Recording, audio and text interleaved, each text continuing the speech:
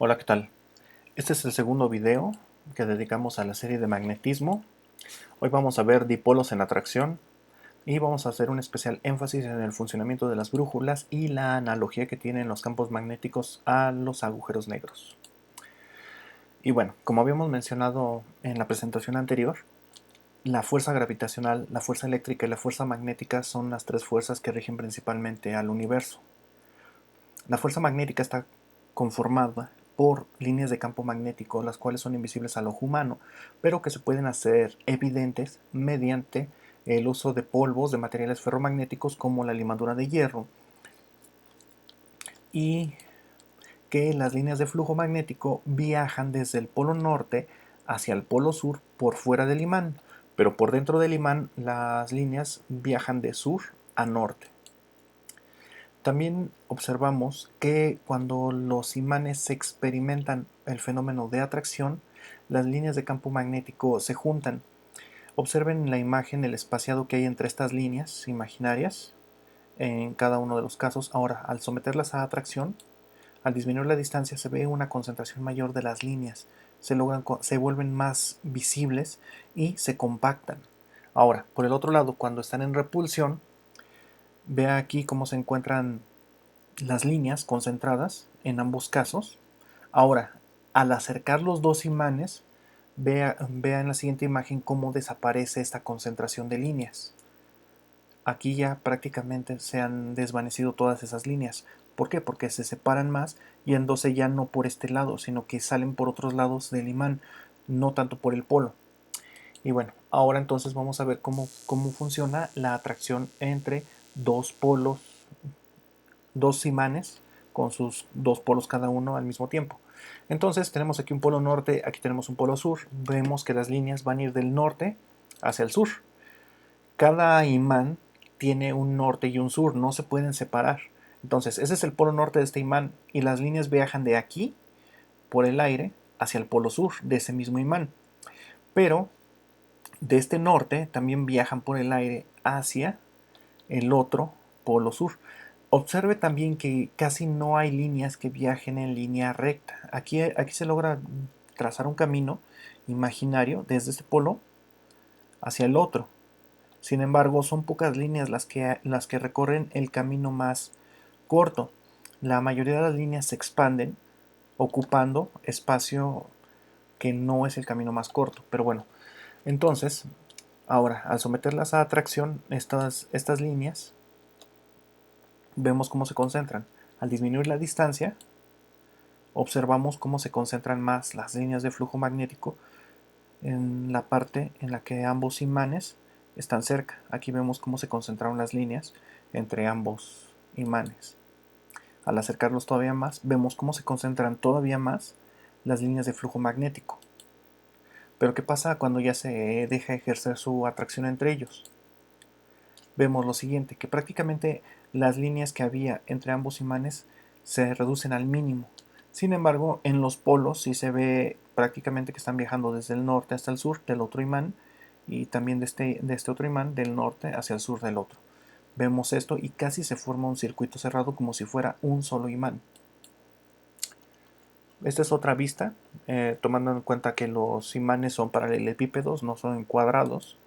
Entonces, al verlos, las líneas de flujo magnético, vemos que como en esta posición tienen un poco más de separación, se observan un poco más las líneas que hay entre los imanes y vemos precisamente que entre la unión de los dos imanes que se concentran gran cantidad de líneas de flujo magnético. Ahora vamos a ver exactamente el mismo fenómeno, pero ahora lo vamos a ver con una aguja imantada. Esta aguja va a representar un imán muy pequeño comparado con otro.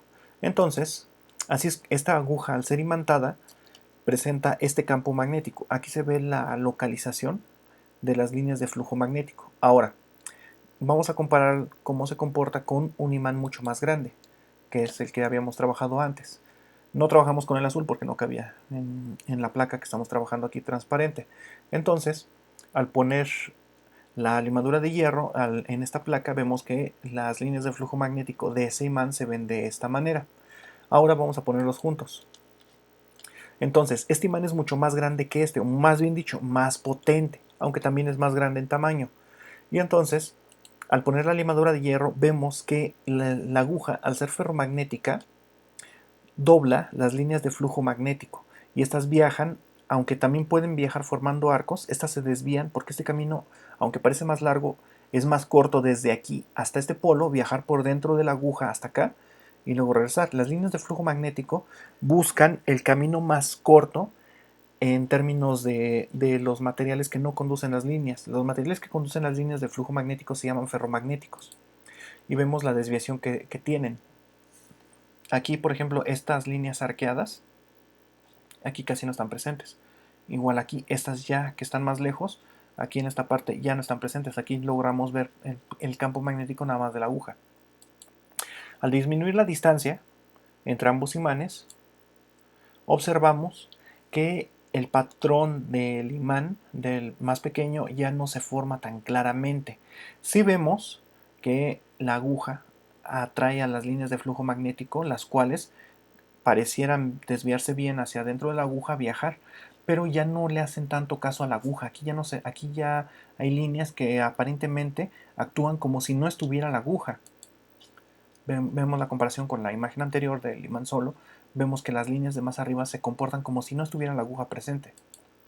Ahora, al reducir todavía más la distancia, cuando pegamos los imanes de esta manera, vemos que prácticamente ya no se ve una diferencia clara entre que si estuviera la aguja presente y cuando no lo está. Y lo mismo sucede cuando la aguja está prácticamente sobre el imán. Ya no vemos la presencia del campo magnético de la aguja. Vemos que ya no hay una diferencia significativa entre la formación de las líneas de flujo magnético. Y bueno, esto porque es importante. Todos los imanes menores, cuando tienen libertad de movimiento, se alinean hacia donde está el campo magnético de mayor potencia. Y esto es así como funcionan las brújulas. Una brújula es un imán que tiene libertad de movimiento y su campo magnético está embebido en el campo magnético de la Tierra, de tal manera que a gran escala las líneas que están más lejos de la brújula no se ven afectadas y siguen el camino tradicional que siguen normalmente en la Tierra, como si la aguja no estuviera presente.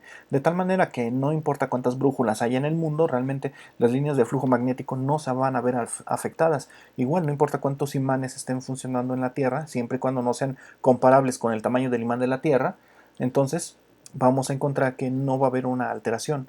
La Tierra tiene un enorme imán en su centro y las líneas de flujo magnético por dentro de la Tierra van de sur a norte, aunque en realidad, si nosotros ponemos un imán con libertad de movimiento, vamos a observar que el polo norte se alinea con el polo norte de la Tierra y el polo sur del imán se alinea con el polo sur de la Tierra. Y esto es porque el norte geográfico de la Tierra corresponde al sur magnético. Entonces este polo sur se alinea con el polo norte de los imanes. Y entonces el norte magnético corresponde al polo sur geográfico. Esto se hizo por conveniencia, ya que entonces los imanes que apuntan al norte, se decía que entonces el polo que apunta hacia el norte es el polo norte, para no caer en un juego de palabras de que el polo sur apunte hacia el norte. Entonces se dice que el polo norte de un imán apunta hacia el polo norte geográfico, pero magnéticamente es el polo contrario para que se pueda dar dicha relación. Y bueno, entonces vamos a ver.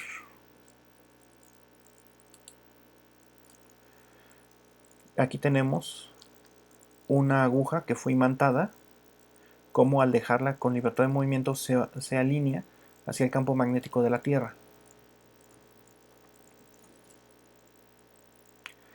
Tarda un poco debido a que el campo magnético de la Tierra es débil.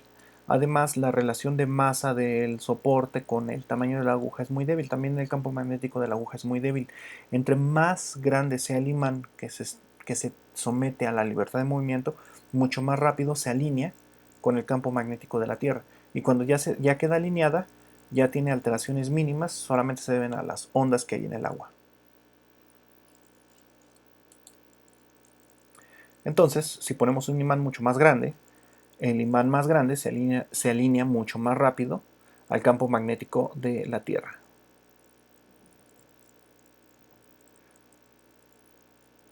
Y ahí vemos que la respuesta es mucho más rápida, precisamente porque estos imanes son mucho más potentes.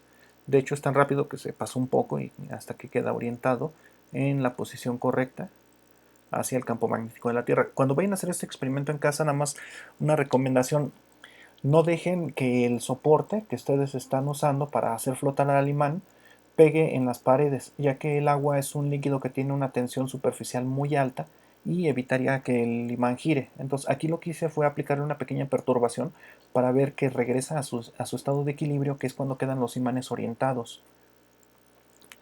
Y entonces cuando están completamente orientadas las líneas de flujo magnético, las líneas que están lejos del imán son prácticamente despreciables con respecto a este, solamente percibiríamos las del flujo terrestre. Entonces, entre más potente es el imán y pese menos, más rápido se alinea hacia el campo magnético. Entonces aquí utilizamos un imán de bocina de estos en forma de dona, y para que no rodara al ponerlo en el soporte, le pusimos una moneda pequeña pegada para que pudiera levantarse. Entonces aquí están las dimensiones del imán y aquí vamos a ver cómo entonces al ponerlo se orienta rápidamente porque es mucho más potente. Entonces lo primero que aquí ponemos es la balsa de unicel que lo va a soportar. Pongo la moneda por separado para que vean que no estaba pegada al imán, pero al acercar el imán la moneda se pega instantáneamente. Entonces al soltar el imán, la balsa gira mucho más rápido que cuando tenía los otros imanes.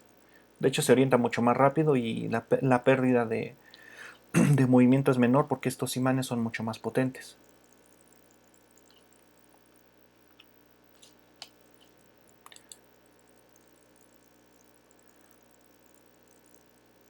Y bueno, así es como se ve la formación de las líneas de flujo magnético al dejarles caer limadura de hierro. Vemos como en la lejanía ya no se forman las líneas de campo magnético y se van formando estas líneas de sur a norte. De sur a norte por dentro del imán, de norte a sur por fuera del imán.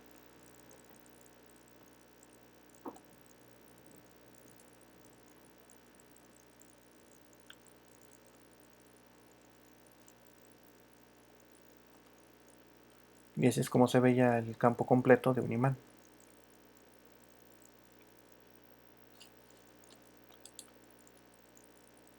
Ahora vemos la formación de las líneas de flujo magnético en estos imanes de dona.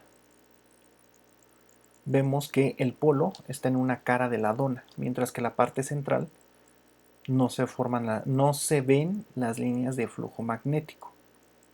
Ahorita vamos a hablar un poco al respecto.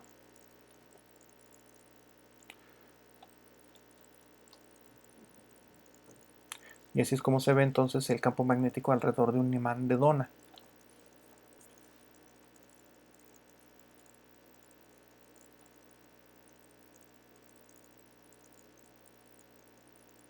Aquí nótese que aunque estoy arrojando la limadura cerca del centro, no se pega prácticamente al centro de la limadura, sino que se levanta siguiendo la forma de las líneas que hay en el aire. Aquí se ve cómo se levantan las líneas y viajarían en el aire haciendo esta forma hacia el otro polo.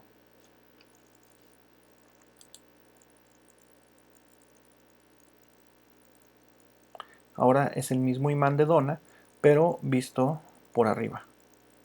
Y entonces aquí sí se aprecian los dos polos, no solamente uno.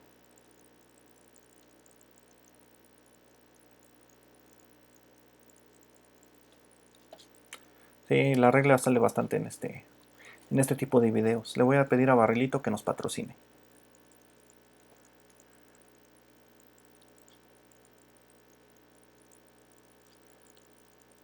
Aquí se logra apreciar cómo las líneas salen de un polo, se quitó la mano, cómo salen las líneas de un polo, viajan a través del aire y se incrustan en el otro. Y aquí se concentrarían y pasarían por dentro del imán hacia el otro polo, que en este caso las líneas pasan por el hueco del imán. De hecho, como el hueco del imán es aire, ofrece una resistencia al paso de las líneas de flujo magnético. Y así es como se ve entonces el patrón de líneas de flujo magnético en este tipo de imanes de dona.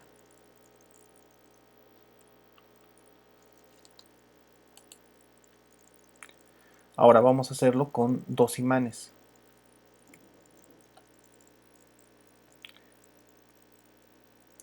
Aquí vamos a empezar a ver que se empieza a formar un espacio en el cual no se adhiere la limadura de hierro.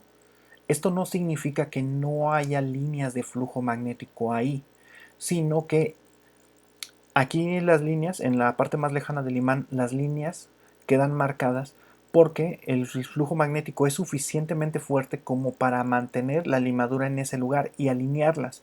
La limadura, no, aunque está siendo atraída por el imán, la limadura no se mueve porque la fuerza de fricción es mucho más alta que la energía magnética que está aplicando el imán.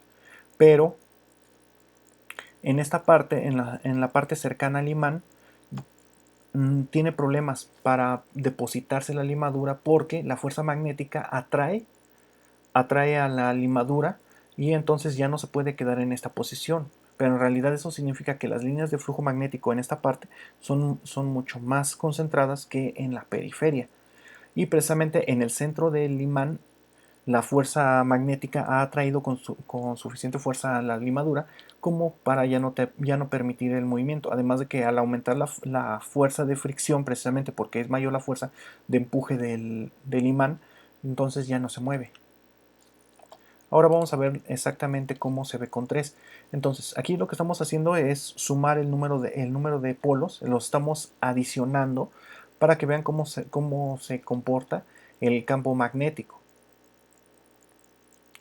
Entonces, aquí también estamos observando que el espacio que queda sin limadura empieza a crecer conforme aumentas el número de imanes. A pesar de que mi mano se la pasa estorbando todo el video. Así es como se observa entonces el momento en el que aumenta el espacio en el cual ya no puede haber limadura, porque aquí la fuerza magnética es mayor a la fricción. Aquí la fricción es mayor a la fuerza magnética y lo mismo pasa de este lado.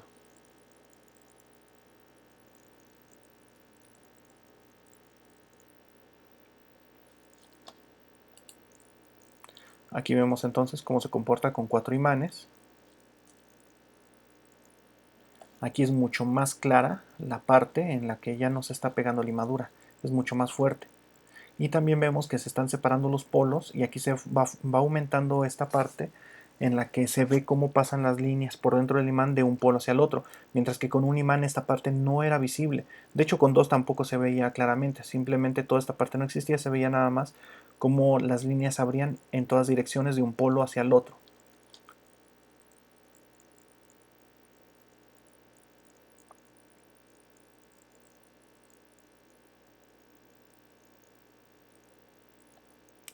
Y entonces así es como se ve el flujo magnético. Vean cómo por la lejanía del imán se forman los arcos de que las líneas están viajando en el aire a una distancia mucho más grande que cuando se tenía solamente uno o dos imanes. Vamos a verlo ahora con 5 imanes. Entonces es de esperarse que aumenten todas las distancias. También aquí a simple vista se logra ver que la zona donde la fuerza de fricción es menor a la magnética es mucho más grande. De hecho, con un imán prácticamente no existía. También aquí la zona en la que están viajando las líneas de flujo magnético de un polo hacia el otro también aumenta. Y también la distancia que recorren las líneas formando los arcos que se logran ver aquí con la limadura.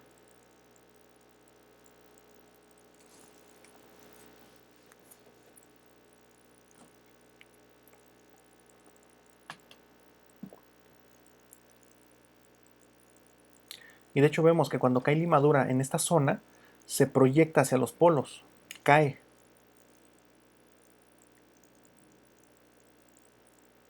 De hecho aquí ya la fuerza magnética es tan alta que la limadura que se deposita aquí en los polos se levanta hacia arriba, siguiendo la trayectoria de las líneas de flujo magnético.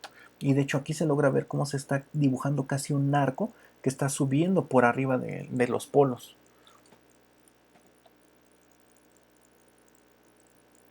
Y así es como se ve. Y mi libro de ecuaciones diferenciales y el de dinámica para ingenieros. Este es un imán de neodimio, es mucho más potente. Aquí nótese cómo la zona en la que no se deposita la limadura es mucho más grande que cuando se tenían 6 imanes de ferrita. Los imanes de dona que habíamos trabajado anteriormente son de ferrita, este es de neodimio. Entonces aquí la zona en la cual la fuerza de fricción es más débil que la fuerza magnética es mucho más grande, y también la distancia que están recorriendo las líneas de flujo magnético formando los arcos es mucho más grande, y también entonces los arcos que se pueden formar levantándose la limadura de hierro por encima del plano son también mucho más grandes que en el caso de los imanes anteriores de ferrita. Y con esto quiero hacer la comparación entre la fuerza magnética y el comportamiento de un agujero negro. Todo lo que está alrededor formando las líneas de flujo magnético donde se alcanza a ver una distorsión en el espacio, aquí el campo magnético está ocasionando una distorsión en el espacio. Esto sería más o menos algo equivalente a lo que sucede en los agujeros negros.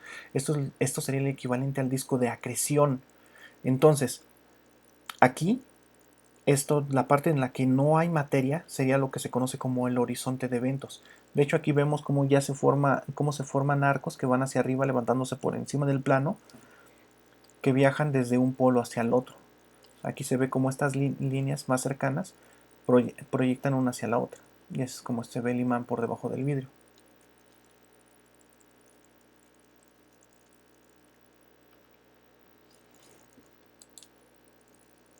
Y así es como se ve entonces el polo en un imán de neodimio. Así es como se van acumulando las líneas.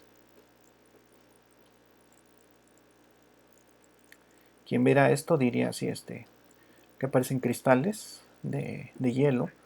Un microbiólogo diría que en realidad es una colonia de un hongo, pero nosotros vemos que así es como se comporta el campo magnético. También las cargas eléctricas forman exactamente el mismo patrón. De hecho, en una fotografía en blanco y negro es muy difícil distinguir una carga eléctrica aislada que un polo magnético cuando se visualizan nada más las líneas de acción de la fuerza, ya sea magnética en este caso o eléctrica si es una carga eléctrica.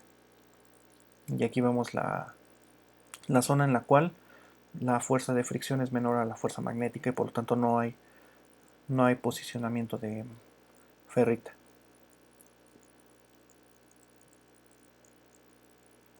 Y así es como se ve el imán cilíndrico.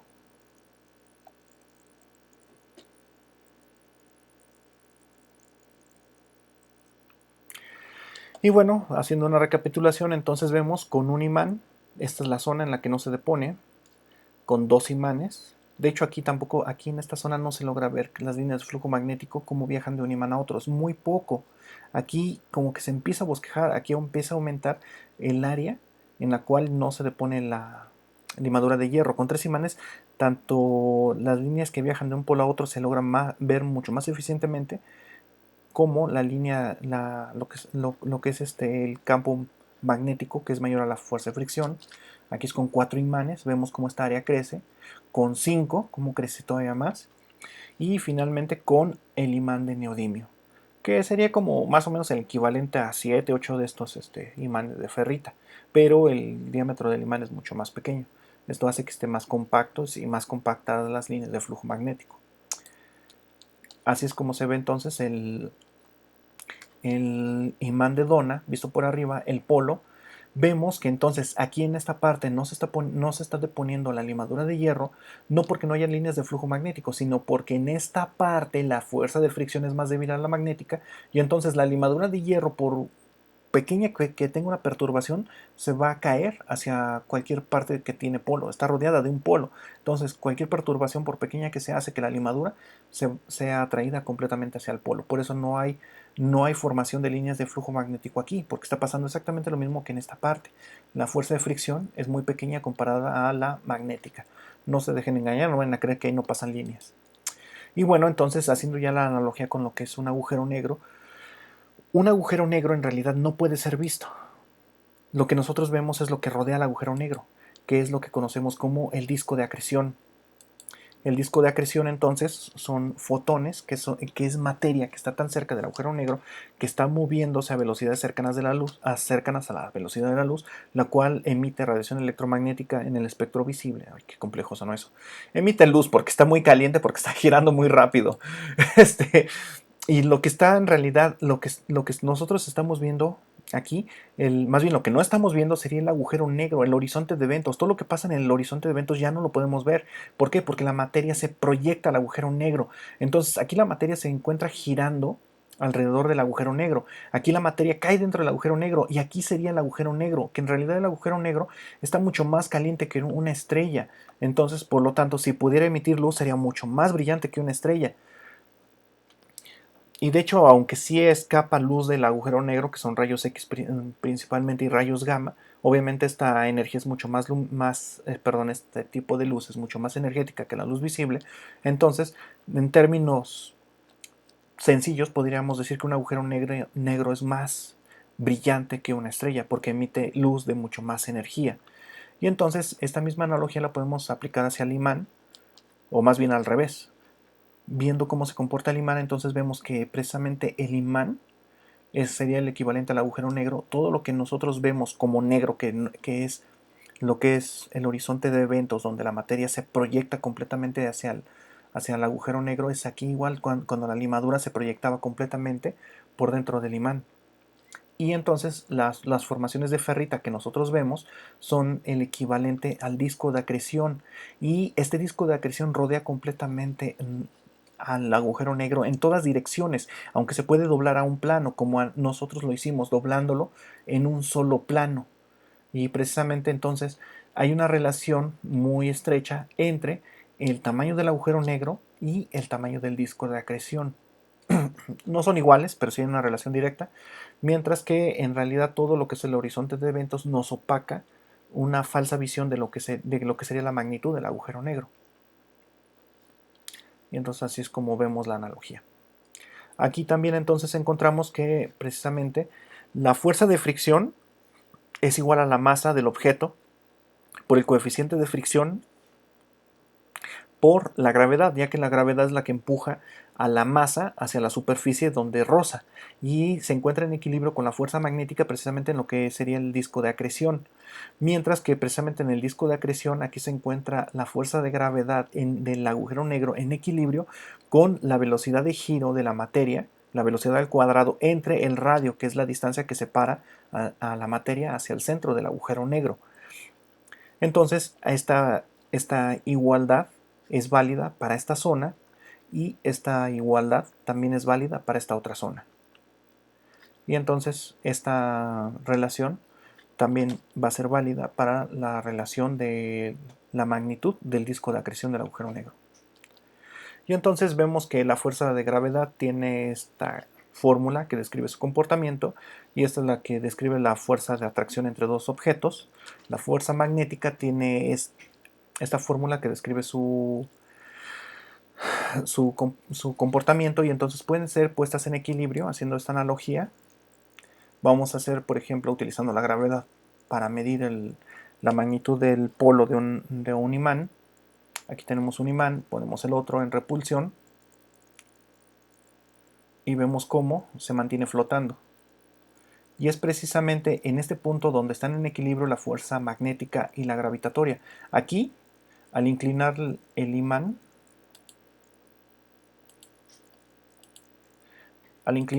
vemos que se separa. ¿Por qué? Porque aquí el peso ya no está contrarrestando a la fuerza magnética. Entonces lo único que detiene el movimiento de este imán es la fricción. Pero en este punto el peso está contrarrestando la fuerza magnética y aquí las dos fuerzas son iguales, la magnética y la gravitatoria. Si el imán estuviera más arriba, gana el peso porque la distancia es más grande. Pero si el imán estuviera más abajo, gana la magnética y el imán se eleva. Y eso es lo que vamos a hacer en el próximo video para medir la magnitud de un polo magnético en sus unidades primordiales que son amper metro. Eso es todo por el momento, muchas gracias y hasta la próxima.